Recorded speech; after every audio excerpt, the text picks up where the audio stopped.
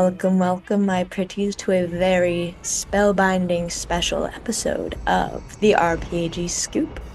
I'm Ashley Passo, your witchy host for today, and I've got a cauldron full of frightfully fantastic updates brewing for you. Whether you're looking for a little financial magic, Supreme Court spooky updates, or value investing potions to add to your portfolios, we've got it all. So grab your broomsticks or your wands or your pencils, because we're about to take off on a thrilling ride through today's chilling episode. And what better way to kick things off than by calling our enchanted fairy, Melody Ravaniport. She's got some magical updates to share, including a highlight reel from our national conference. It's going to take you right back in time, so let's conjure her up and see what she has in store for you. Hello everyone, I'm Melody, and I'm going to be taking you through the What's New segment at RPAG in this month's Scoop. Our 20th annual national conference has officially come to an end, and we wanted to say thank you all so much for making it out. We had such an amazing time socializing and networking with you all, and presentations, main stage videos, and blog pages are all rolling out, so make sure you keep an eye out. And if you are interested in any of the presentation decks that were used on Mainstage, you can check those out in our resource center. They will all be uploaded. And we have a really great highlight video that is now live on our YouTube channel. So if you weren't able to make it out to this year's conference and you want to take a peek at everything that we get to do, or if you just want to reminisce about all the great times we've just had, then take a look now.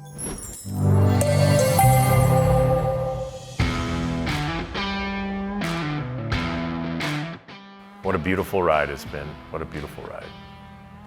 Thanks for letting us be part of it. Thank you for 20 wonderful years. Continued success. Enjoy the conference.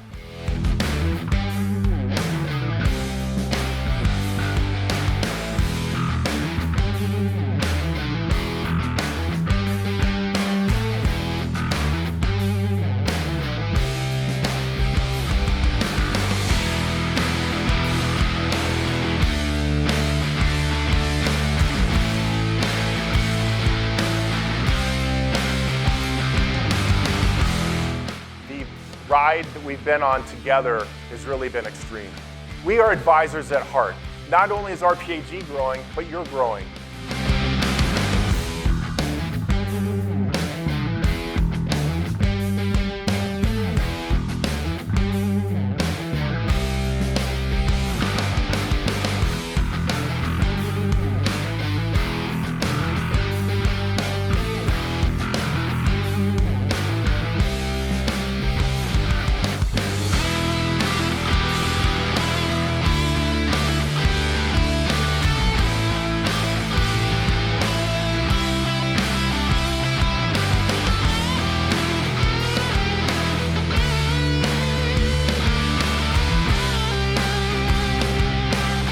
Let's celebrate and have a jubilee.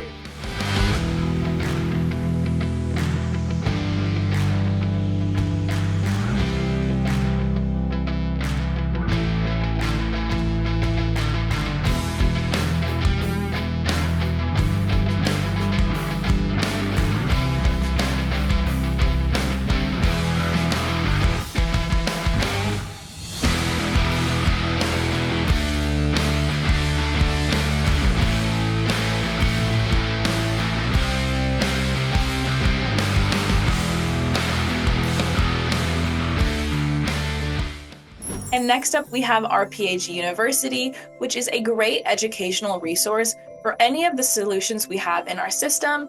And these give you step-by-step instructions for every RPAG solution. And we have new videos coming out every month. And these are great for new advisors, new members, or even just as a refresher tool for anything you haven't used in a while. So if you haven't already, make sure you go enroll now so you have access to all of these incredible videos. And if you haven't already, be sure to follow us on all of our social media platforms. We have our Instagram, which is at RPAG Support.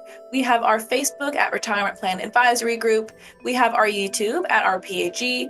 We have our LinkedIn, which is also at RPAG, and we have our X, which is formerly known as Twitter, at RPAG Support. And speaking of socials, we have our YouTube channel. So if you aren't subscribed, this is a great resource for any type of content you might need.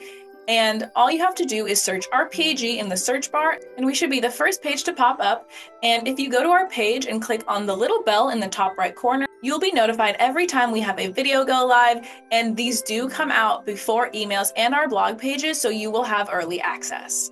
Our YouTube channel does cover a wide variety of topics, ranging from market reviews to educational webinars, fiduciary hot topics, practice management, Secure 2.0, and so much more. So make sure you go subscribe to our YouTube channel now to get access to all of these incredible resources. And we will have all of our conference main stage sessions pushed live onto our YouTube channel. So if you weren't able to go to our conference this year, or if you just want to get a refresher on the content that was discussed, our YouTube channel is also a great place to get all of those sessions.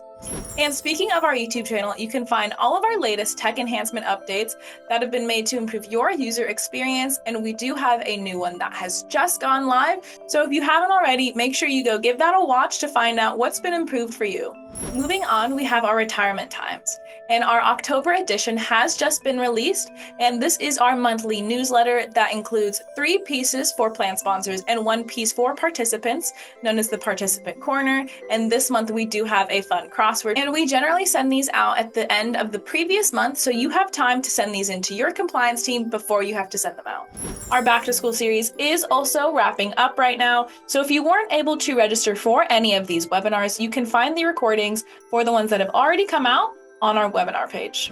And if you haven't already, make sure you sign up for our newsletters. You can find this on our insights page on our website, and it will be the information box on the right-hand side of the page. This will keep you up to date with everything in the industry and everything RPAG. And as always, if you have any questions, please feel free to reach out to our support team, either with the support@rpag.com email, or you can call us at 949-305-3859, and we would love to help you with any questions you might have. Thank you so much, Melody, for that fantastic update. I don't know about you, but I'm itching to cast a spell to bring back all of that magical conference excitement. And now, my friends, it is time to shift from magical updates to something a little spookier, a frightfully fascinating ruling from the Supreme Court. Get ready as we bring over our ERISA expert, Jenny Kiffmeyer, who's got the scoop on the recently reversed Chevron deference doctrine. This is one ruling that could potentially shake up the retirement plan world in a way that sends shivers down your spine. So let's jump right into the cauldron with Jenny. Thank you, Ashley. Bubble, bubble, toil and trouble, the Chevron deference doctrine now is in rubble. The U.S. Supreme Court cast its own spell on a long-standing rule on how to interpret laws called the Chevron deference doctrine. Now Chevron is no more. Our scoop for today examines the change and how it will likely affect retirement plans. But first, we have to undertake another scary exercise to put this all in context, and that is a review of civics and how laws are made. So recall, there are 3 branches of government. There's the legislative branch, which is Congress. There is the executive branch, which is the president. And then there is the judicial branch, which is our courts. Now, Congress writes the laws. The president enacts the laws and is charged with enforcing the laws through various federal agencies. For example, like the Department of Labor enforces ERISA. And finally, the courts interpret laws. Now, sometimes when Congress writes laws, they're vague and maybe leave some questions unanswered. So the courts have a hard time interpreting what Congress really intended. So over the years, the courts started to look to the federal agencies for their reading on what the statutes meant. And for 40 years, what's been called the Chevron doctrine, which is based on a 1984 case from Chevron USA versus the Natural Resources Defense Council, required federal courts to use a 2-step framework to interpret statutes. First of all, the courts needed to see if the law was directly spoken to, and if Congress was clear about it, in the statute, then there was no issue, and the court would make its ruling. But step 2, if the court determined that the statute was silent or ambiguous, with respect to a particular issue, then according to Chevron, the court could defer to the federal agency's interpretation of the statute. The issue with that is that federal agencies are political entities because the heads are appointed by the president. So agencies tend to be biased based on whichever administration has control of the White House. Now, as it relates to ERISA, that means that the courts have had kind of a built-in tilt toward the Department of Labor's interpretation of ERISA, and that what ERISA requires of plan sponsors and administrators and fiduciaries.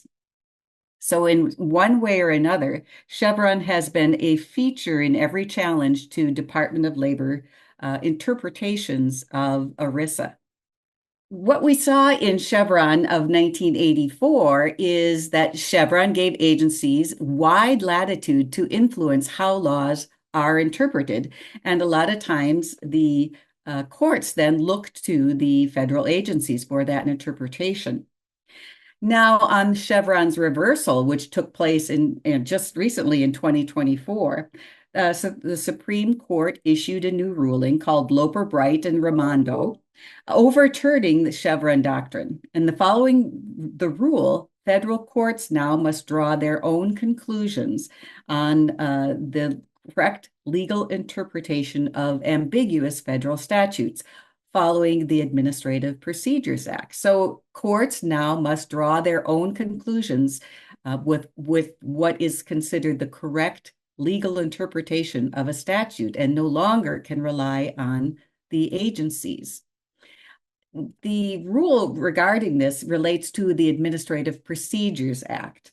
And this goes way back to 1946, and that said that U.S. federal statutes that govern the way in which administrative agencies may propose and establish regulations, it grants federal courts oversight over the agencies and the agency's actions.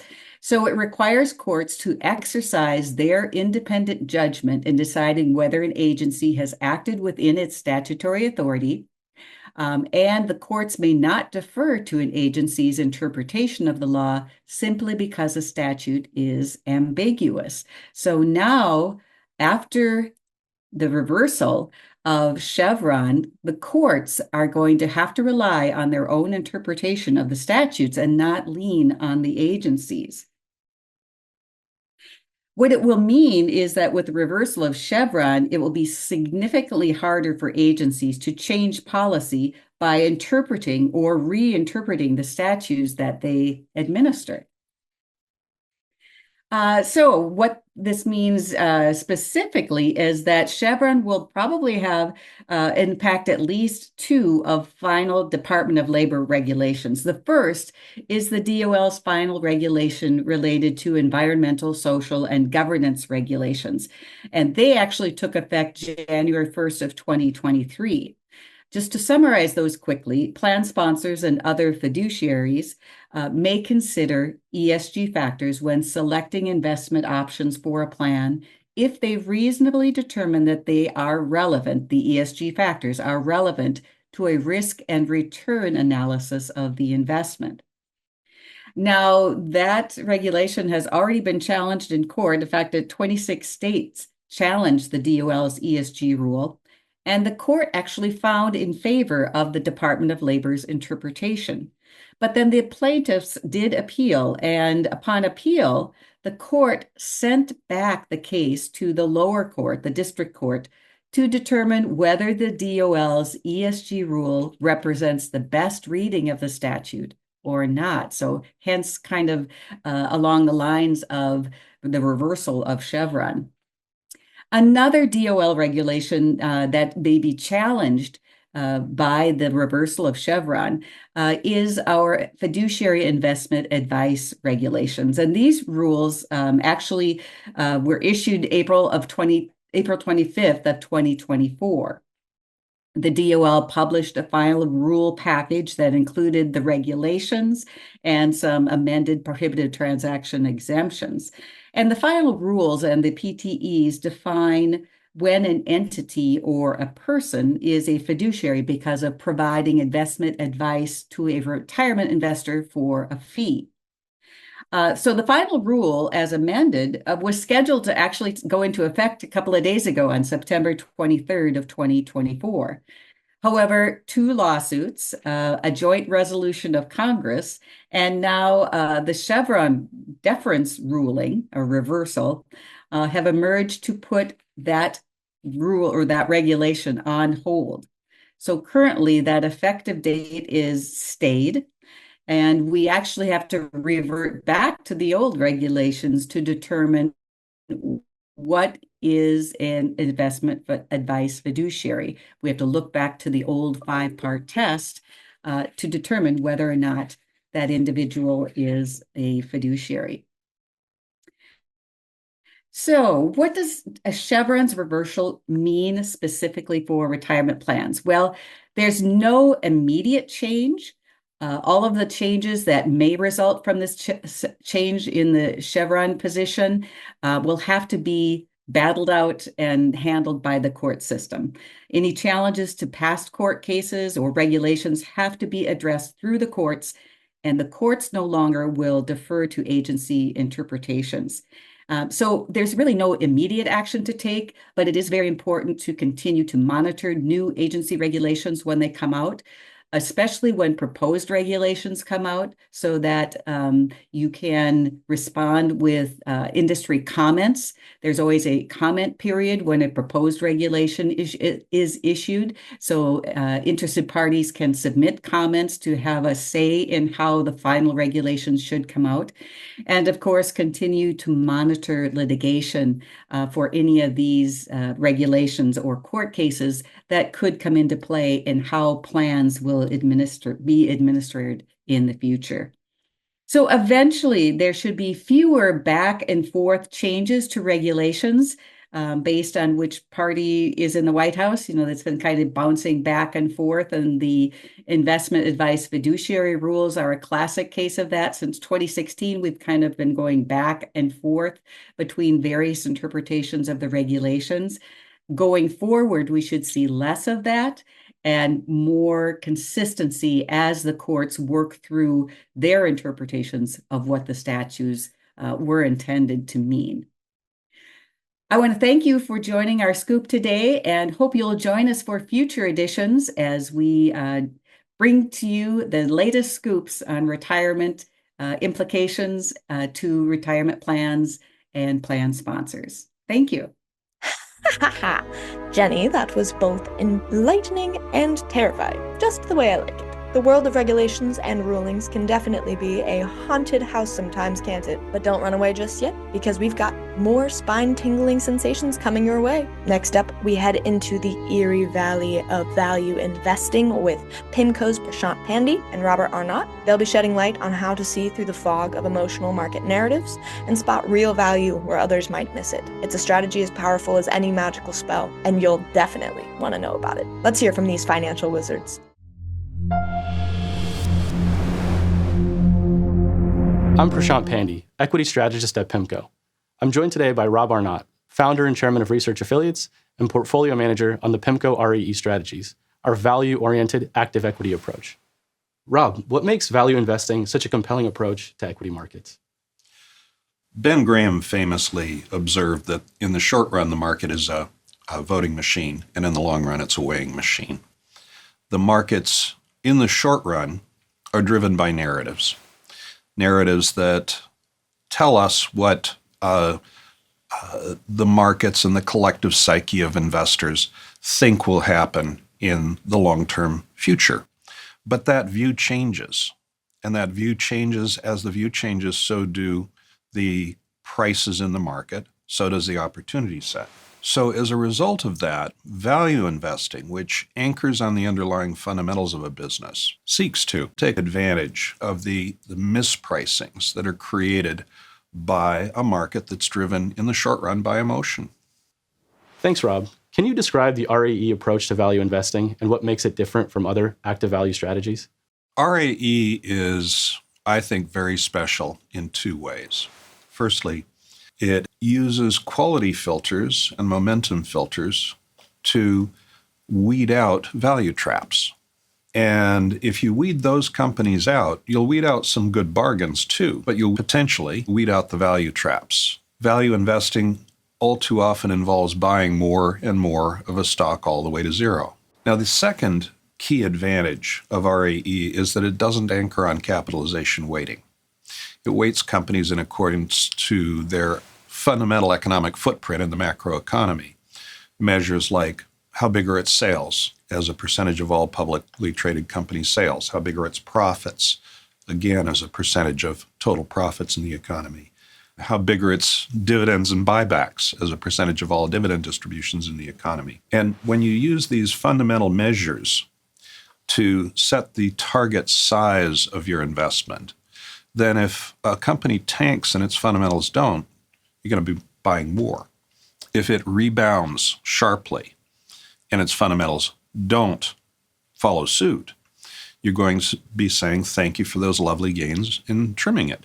This potentially creates a rebalancing alpha. This is the only value strategy in the world that I'm aware of that anchors on the fundamental size of a business for its weight rather than anchoring on its market value, its market capitalization, and hence its price. How do you think about including REE in an equity allocation? The strategy has been live in the U.S., in U.S. small companies, in international, in emerging markets, in developed ex-U.S., in global strategies. The ways people use RAE are most typically as part of the value sleeve in their portfolio. Investors will allocate to growth managers and to value managers. There are segments of the market where investors won't typically have a value sleeve. Small cap companies and emerging markets are two examples where people often won't have a dedicated sleeve for value. But in the less efficient markets, like small cap and emerging markets, we find that the value added is historically even larger and historically even more consistent.